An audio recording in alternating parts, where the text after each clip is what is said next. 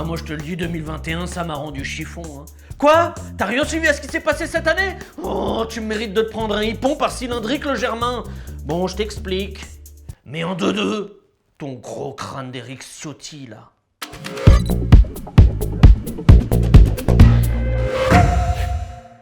Bon, dès le 6 janvier, ça commence fort, quand des milliers d'Américains pro-Trump armés jusqu'au diabète déboulent dans le Capitole. Ils réclament l'annulation de l'élection de Joe Biden et la reprise de la guerre contre les arachnides sur Klendatu. Ce qui sert à que dalle, parce que 2 semaines plus tard, Joe Biden devient officiellement le 46e Hokage des United States of USA, en prêtant serment sur le dernier tome de One Piece. Un mois plus tard, en février, c'est à nouveau le sbeul là-bas, avec Kim K et Kanye West, qui divorcent, et comme le veut la constitution américaine, la garde des 4 enfants est confiée à Angelina Jolie. Mars, le mois des bacchanales, tu le savais ça? Je crois pas, non. Le 1er mars, il y a Nicolas Sarkozy qui est condamné à 3 ans de prison, dans l'affaire des écoutes. Bon, je sais pas ce qu'il a écouté, mais si c'est un album de Daddy Naughty, alors 3 ans, c'est pas assez. Mais plus grave, à l'échelle mondiale, c'est la mierda, parce que le canal de Suez, il est bloqué, à cause d'un bateau qui s'est mis de travers en voulant jouer à Caraïbes Offshore. Et résultat, j'ai reçu avec 6 mois de retard ma figurine de Satan Petit Cœur, commandée sur AliExpress.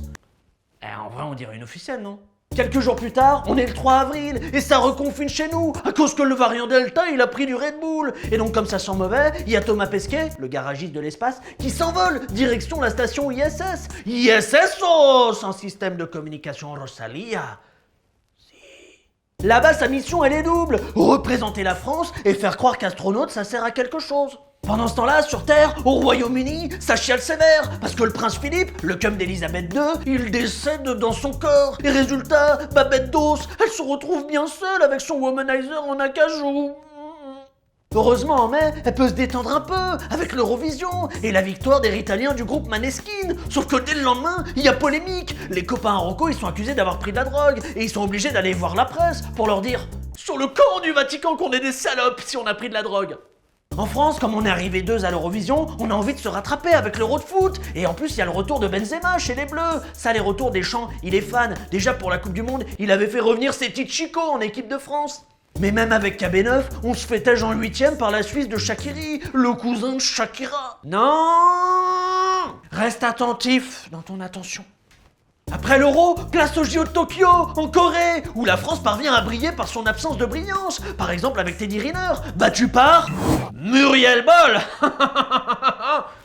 Toujours dans les bons coups, ma gambou aux yeux revolver. En août, 2 cataclysmes, déjà en Asie centrale, aussi appelée Asie nulle en kung-fu, où les talibans reprennent le pouvoir. Mais ça on s'en balèque, parce que ce qui compte, c'est ce qui se passe en Europe, avec Messi qui quitte le Barça pour le PSG, et qui est accueilli comme Depardieu au salon de la cirrhose. Ensuite c'est la rentrée, où on découvre Squid Game, sur Netflix, la série où les Coréens en manque de quicheta se font dessouder, s'ils perdent à 1, 2, 3 soleil, à la marelle, ou au POG. J'étais imbattable avec mon Kenny Casper. On mate aussi des films de Bébel, qui nous a quittés en début de mois. Bébel, c'était un cador, il avait une gouaille de marin pêcheur et des muscles à finir tentateur sur Diamanteca.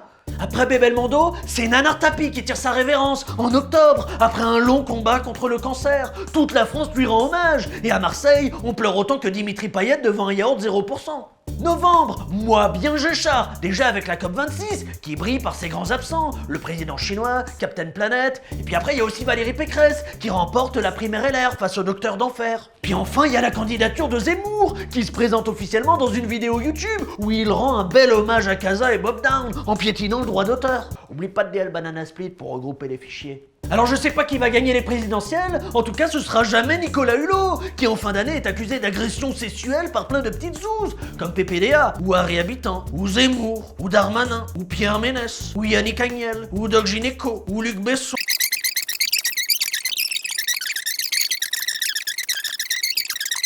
Bon, en gros, ça nous laisse Nico, c'est la marionnette de Jeff Panaclock qui n'aurait rien fait. C'est déjà ça. Voilà, tu sais tout. T'as d'autres questions ou pas? Intéresse-toi au récapisme un peu.